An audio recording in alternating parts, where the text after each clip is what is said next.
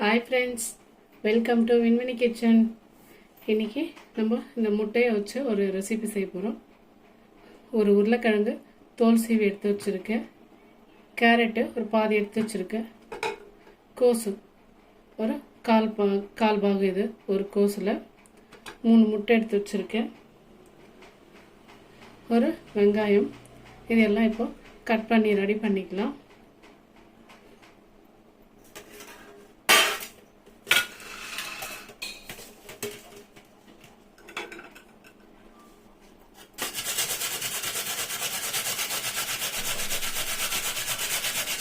உருளைக்கிழங்கு இந்த மாதிரி சீவி எடுத்துக்கலாம்.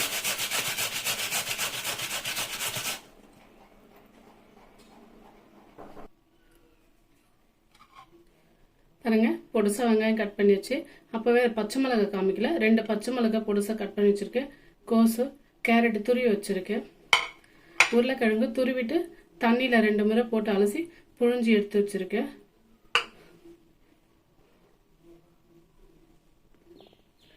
இப்போ ஒவ்வொன்றா இதை ஒரு பாத்திரத்தில் மாற்றிக்கலாம். ஃபஸ்ட்டு உருளைக்கிழங்கு, ஒரு உருளைக்கிழங்கு தான் இது.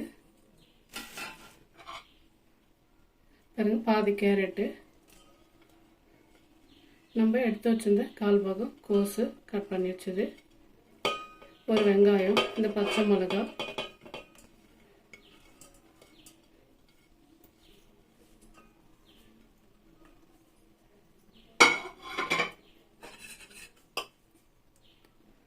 பெப்பர் தூள், மிளகுத்தூள்,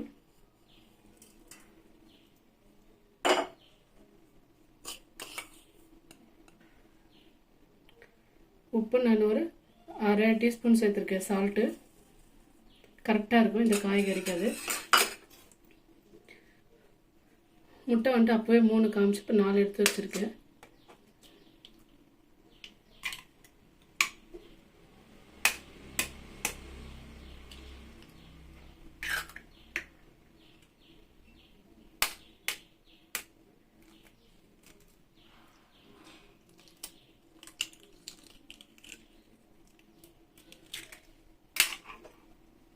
நாலு முட்டை,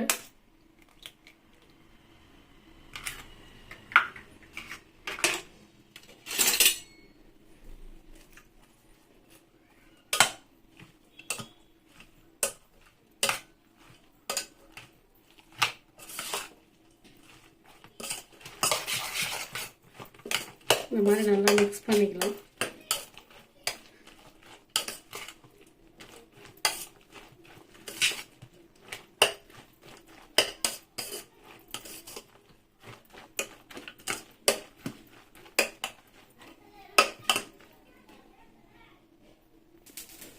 பாருங்க, நல்லா ஒரு 2-3 நிமிஷம் இந்த மாதிரி நல்லா அப்படி மிக்ஸ் பண்ணும்போது நல்லா ஒன்று சேர்ந்து மிக்ஸ் ஆகிடும்.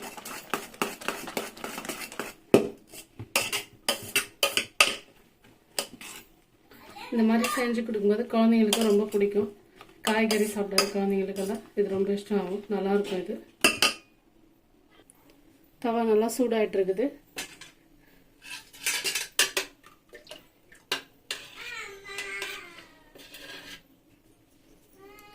எண்ணெய் பாருங்கள், ஒரு 2-3 டீஸ்பூன் எண்ணெய் இருக்கும். இந்த மாதிரி கொஞ்சம் எண்ணெய் அதிகமாக ஊற்றும்போது நமக்கு ஆம்லேட் வந்துட்டு தவாவில் ஒட்டாமல் வரும். எண்ணெய் ரொம்ப கம்மியாக போட்டோம்னா ஆம்லேட் வந்துட்டு தவாவில் ஒட்டிக்கும், நம்ம எடுக்க முடியாது. இப்போ இந்த எண்ணெய் இருக்கும்போது என்னென்னா நமக்கு ஆம்லேட் இப்படி பண்ணோம்னா அந்த எண்ணெய் இருக்குது தான் அது எடுக்கிறதுக்கு ஈஸியாக இருக்கும்.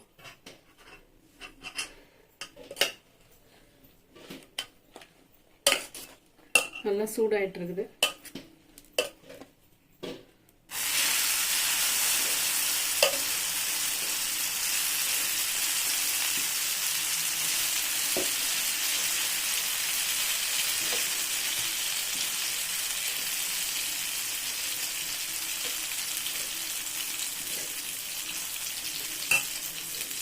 அந்த எண்ணெய் கொஞ்சம் இப்படி அரைச்சி விட்டுங்க, எல்லா பக்கம் போயிடும்.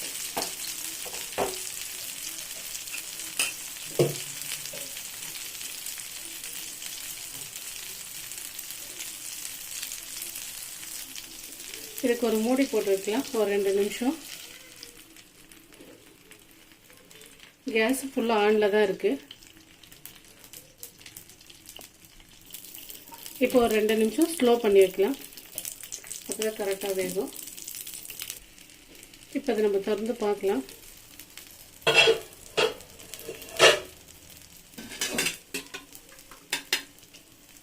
இன்னும் ஒரு டீஸ்பூன் எண்ணெய் அப்படியே விட்டு விடுவோம் லேசாக.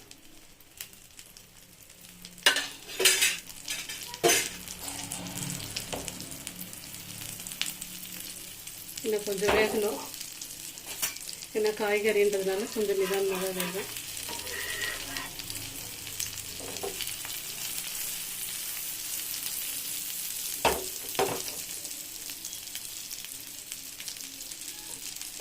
நிதானமாக திருப்பி விட்டுக்கலாம்.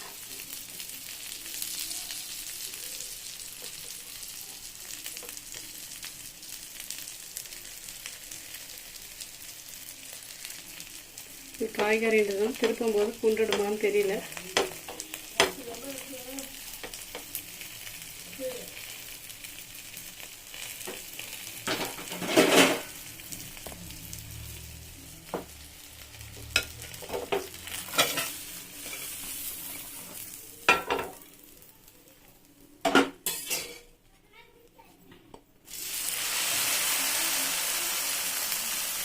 நம்ம வெங்காயம் போட்டதுன்னா திருப்பத்துக்கு ஈஸியாக இருக்குது, ஏன்னா காய்கறியெல்லாம் அதிகமாக இருக்கிறதுனால நமக்கு பூண்டு போடுறதுக்கு சான்ஸ் இருக்குது. அதனால தான் இந்த மாதிரி. இன்னும் கொஞ்சம் லைட்டாக எண்ணெய் போட்டுக்கலாம் காய்கறியெல்லாம் வேகிறதுக்கு.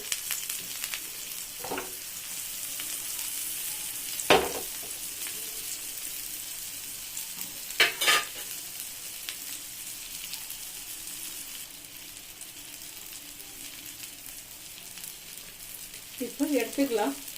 க்ளீனாக வெந்துட்டுருக்கும். கேஸை ஸ்லோ பண்ணிக்கிறப்போ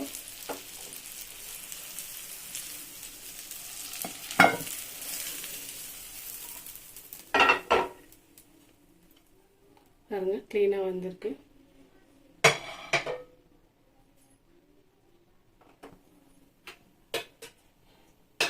மறுபடியும் ஆன் பண்ணிட்டு இருக்கிற இன்னொரு ஊற்றிக்கலாம்.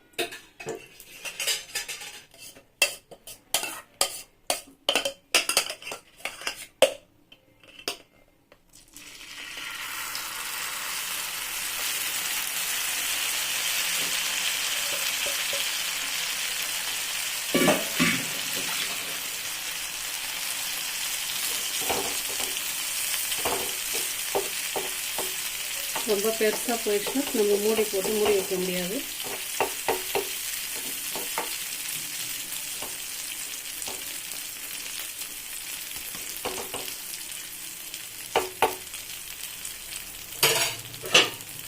ரொம்ப அந்த மூடி வந்துட்டு செட் ஆகல, அதனால கொஞ்சம் பெருசாக இருக்குது. இந்த மூடி போட்டு மறுபடியும் கேஸ் 2 நிமிஷம் ஸ்லோ பண்ணி வைக்கலாம். கொஞ்சம் நிதானமாக வெந்ததுனா தான் காய்கறி எல்லாம் வேகும்.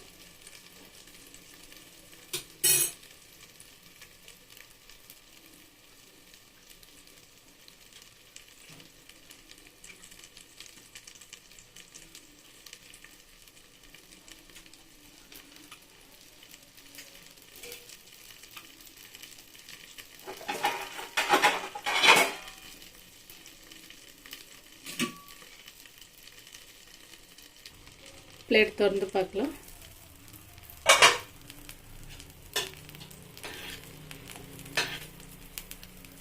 இன்னும் கொஞ்சம் எண்ணெய் சேர்த்துக்கிறேன் லைட்டாக.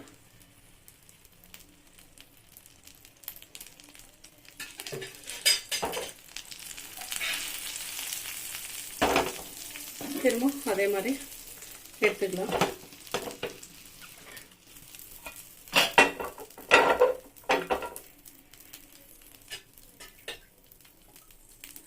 மறுபடியும் இன்னும் கொஞ்சம் எண்ணெய்.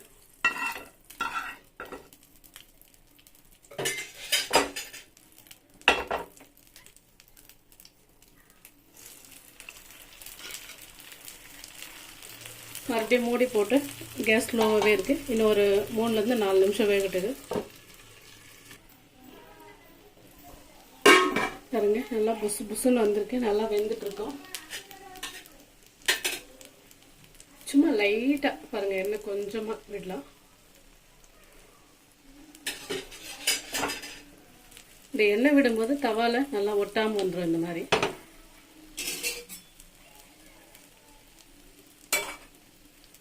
கேஸு ஸ்லோவாக தான் இருக்குது, ஸ்லோவாக தான் பண்ணி வச்சுருக்கேன் ஃபுல்லாகவே. ஒரு 3லேருந்து 4 நிமிஷம் ஆகுது. இப்போ எடுத்துக்கலாம். கேஸ் ஆஃப் பண்ணிடுறேன்.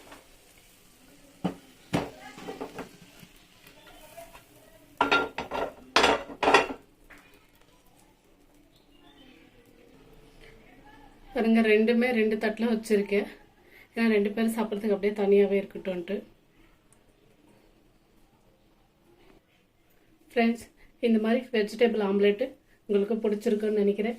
எங்கள் வீடியோ பிடிச்சிருந்தா லைக் பண்ணுங்கள், ஷேர் பண்ணுங்கள், சப்ஸ்கிரைப் பண்ணுங்கள், பெல் ஐக்கான் அழுத்துங்க. அப்போ தான் நாங்கள் போடுற வீடியோ உடனுக்குடனே வரும் ஃப்ரெண்ட்ஸ்.